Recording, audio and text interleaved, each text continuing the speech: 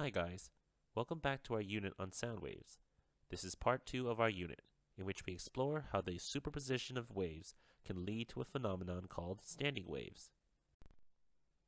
Knowing about standing waves will allow us to understand how different kinds of musical instruments make sounds, and how the harmonics of standing waves create the unique sound or timbre of each instrument.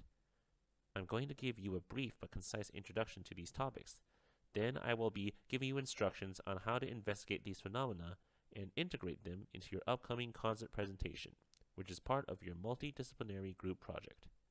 Let's start with the 2 parts to essential question number 2, which we will be focusing on for the next 2 weeks. What are standing waves? What are harmonics? We have already learned about superposition of waves, so let's consider what happens when you create a wave on a slinky that is fixed at 2 ends.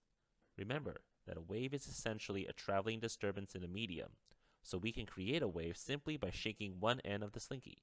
Let's watch what happens.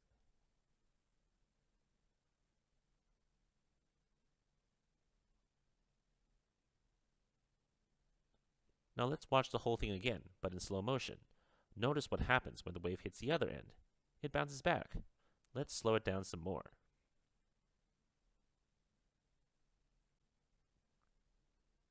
Not only does the wave reflect, but the wave also flips over.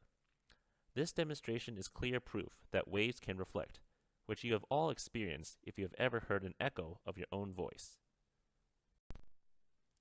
Suppose I shake this slinky at just the right frequency. I can create this pattern, a standing wave. We call it a standing wave because we no longer see the waves moving back and forth between the 2 ends. Instead, we see a single half-wave shape that is simply vibrating in place. This particular standing wave is called the first harmonic.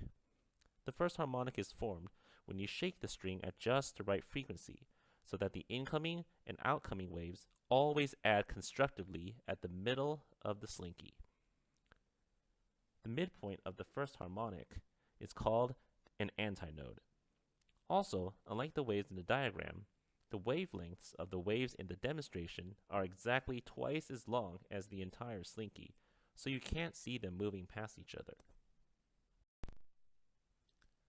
Now let's see what happens if I keep shaking at any random frequency I please. It looks like a jumbled mess. That's because the outgoing and reflected waves are interfering with each other at random places. But if I shake at exactly double the frequency of the first harmonic, I get a new standing wave pattern, the second harmonic. Notice that for this pattern, I have one place in the center that hardly moves at all. This is called a node. And I have 2 antinodes. As you can see in the diagram, this is because the outgoing and reflected waves are negatives of each other. Now if I triple the original frequency of the first harmonic, I get a new pattern with 1, 2 nodes and 1, 2, 3 antinodes. This pattern is the third harmonic. Now watch as I shake even faster. Here we can observe 1, 2, 3 nodes and 1, 2, 3, 4 antinodes. This shape is the fourth harmonic. Are you starting to see the pattern yet?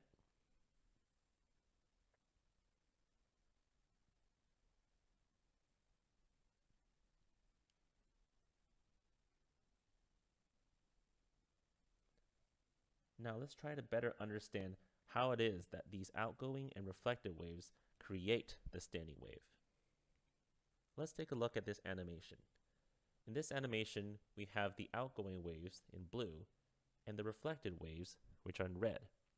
The black wave, which is our standing wave, is actually just the superposition or the sum of the blue and red waves. So you can see that when the blue and red add up at every point, they add up to the black wave. You can see that for the red dots, these are the nodes. At these red dots, you can see that the blue and red are always exactly the opposite of each other. In other words, they cancel each other out. Here we can see the original frequency that produces the first harmonic, which is called the fundamental frequency. Here's a diagram of standing waves from the first to the sixth harmonic. Here's a diagram showing how standing sound waves are formed in a tube that is open at both ends. We can't see sound waves, but what we can do instead is to graph the amplitude of the shaking air molecules versus their location in the pipe. As you can see, the amplitude is always the biggest at the ends of the tubes, which means the air molecules vibrate the most at these locations. The nodes are where the air molecules are hardly vibrating at all. Let's listen to the sound produced by standing waves in a double open-ended pipe.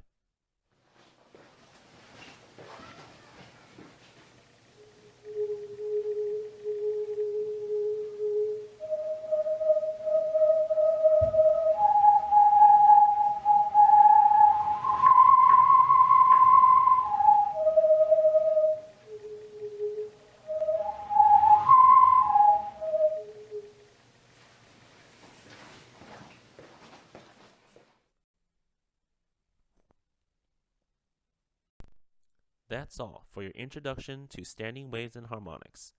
After watching this video, please take the introductory conceptual quiz on standing waves and harmonics.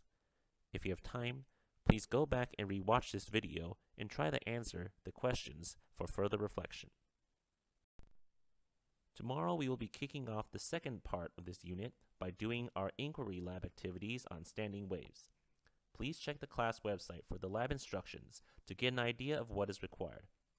In the second part of the lab, you will be designing your own procedure to answer the research question, so make sure you think about it before you get to class.